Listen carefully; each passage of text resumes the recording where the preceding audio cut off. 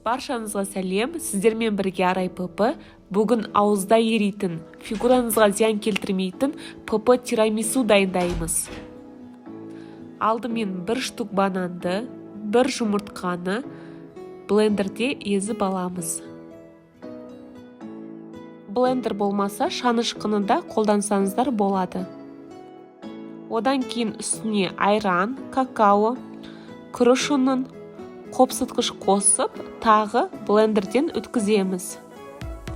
Микроволновкаға арналған форманы майлаймыз, диаметрі 10 см. Қамырымызды құйып, микроволновкада 4-5 минут пісіреміз. Арасында осылай ашып тұру керек, себебі қамыр тез көтеріледі. Енді крем жасаймыз. Бізге 200 грамм табиғи йогурт немесе жұмсақ сүзбе қажет.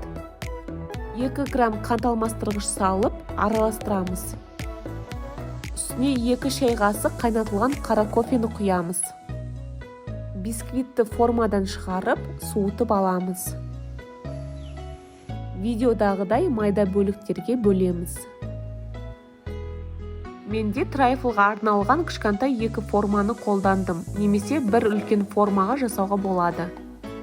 Бірінші формаға крем саламыз, одан кейін бисквитті кофеге малып, үстіне саламыз.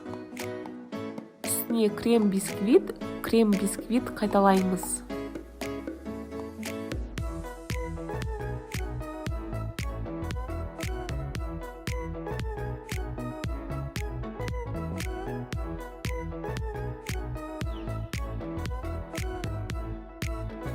Үстіне әдемілік үшін какаоны септім.